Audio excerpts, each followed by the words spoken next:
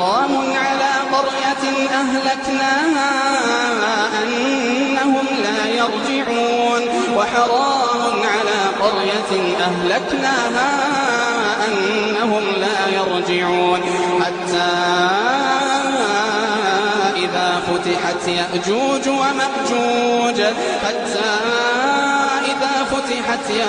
ومأجوج وهم من كل حدب ينسلون واقترب الوعد الحق فإذا هي شاخصة أبصار الذين كفروا يا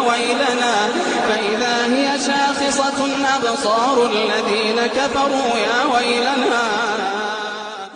ويسألونك عن المحيض قل هو أذى فاعتزلوا النساء في المحيض ولا تقربوهن حتى يطهرن فإذا تطهرن فأتوهن من حيث أمركم الله إن الله يحب التوابين ويحب المتطهرين نساؤكم حرث لكم فأتوا حرثكم أنى شئتم وقدموا لأنفسكم واتقوا الله واعلموا أنكم ملاقوه وبشر المؤمنين لم تكن تتلى عليكم فكنتم بها تكذبون قالوا ربنا غلبت علينا شقوتنا وكنا قوما ضالين ربنا أخرجنا منها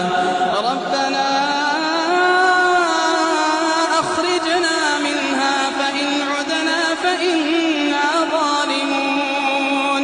قالوا ربنا غلبت علينا شقوتنا وكنا قوما ضالين ربنا أخرجنا منها فإن عدنا فإنا ظالمون قال اخسئوا فيها ولا تكلمون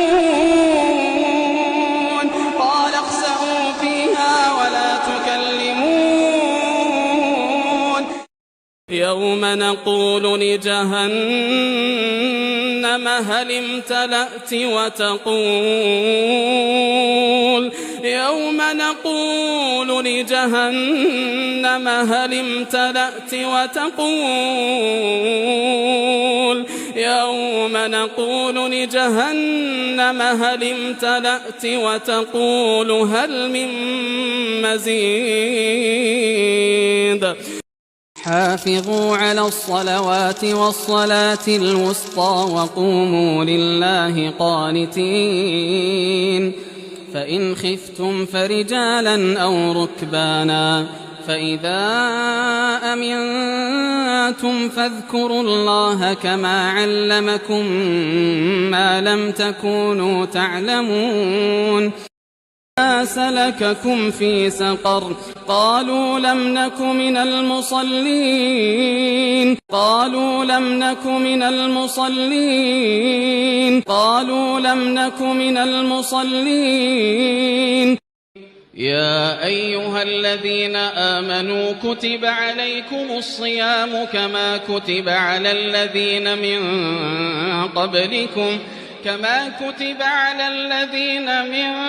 قبلكم لعلكم تتقون أياما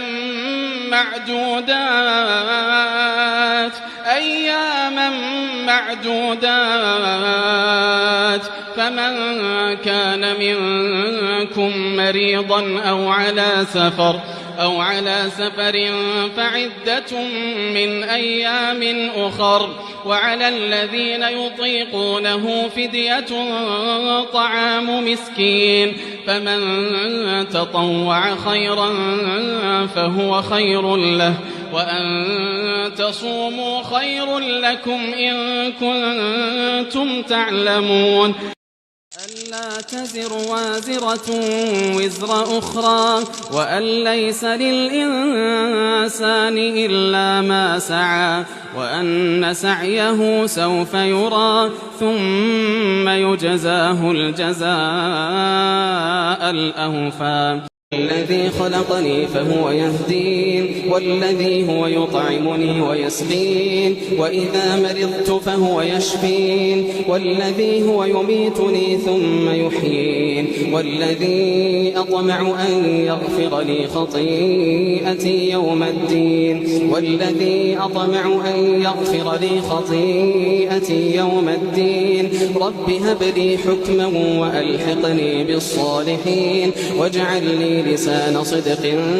في الآخرين واجعلني من ورثة جنة النعيم واغفر لأبي إنه كان من الضالين